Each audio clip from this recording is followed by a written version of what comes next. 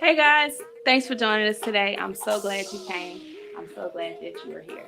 So, my name is Rashida, and I just want to open the doors up to having a great conversation, a great, heartfelt, life changing moment for myself, opening my eyes, opening my vision, and giving myself knowledge and just being able to listen and learn to help other people. And I have a visitor here today. His name is Randy Martin.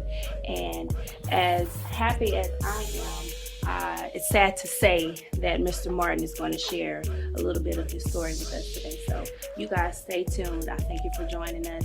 We appreciate everyone who will tune in and listen, and I hope that it sheds light on you and maybe you and maybe you. Love you guys.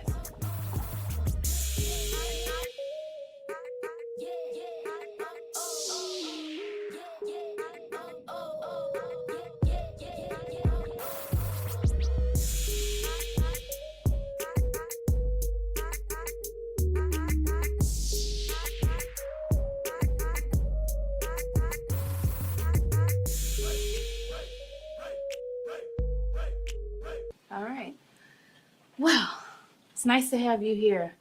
Glad to be here. Well, it's despite the things that we have going on, it's really great to have you here. And as I told you before, when you reached out to me, welcome back. Yeah.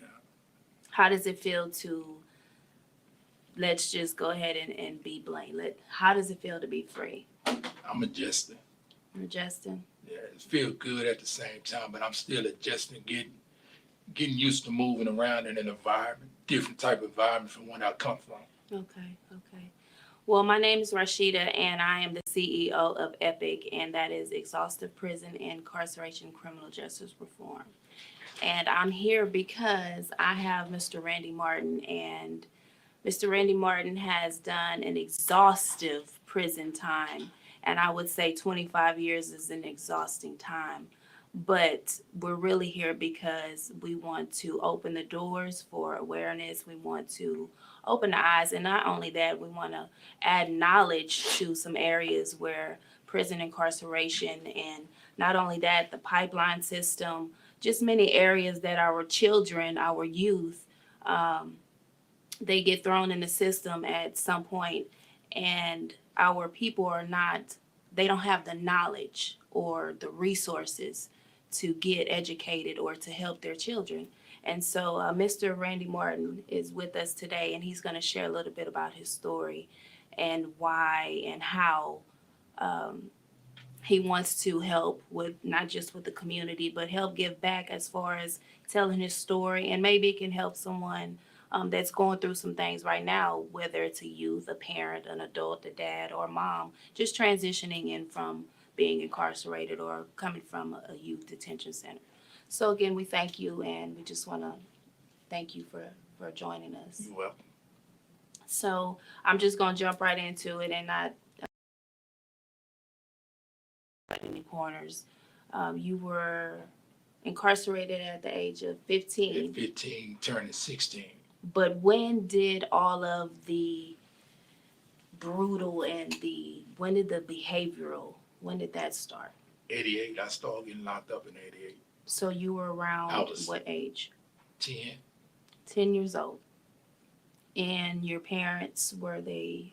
It was broke up, and my mom was working all the time, and I went to the streets.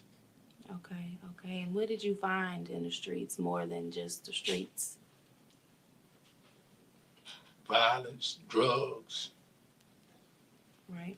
uh, looking up to the older dudes that's in the streets, and wanted to be like them, and so I started taking that path. Okay. So was your mom active in your life, or was she? She was there, but she was mostly at work. Okay. And outside of mom, was anybody else that oversees you or just gave you like motivation or? Nah, I didn't have no motivation. But probably when my daddy died, I went deep off into the streets. Okay, okay. Well, what when you say into the streets, do you mean like, and this is at 10 to 15? Yeah, 10 to 15. Okay, so when you say the streets, were you like hanging with other people that? Yeah, I was like going from neighborhood to neighborhood, and and got involved with gangs, Okay. and and I was like, I hung around just a group of people, but we used to go everywhere and then get into trouble, Hmm. and what led me to being incarcerated. Right, right.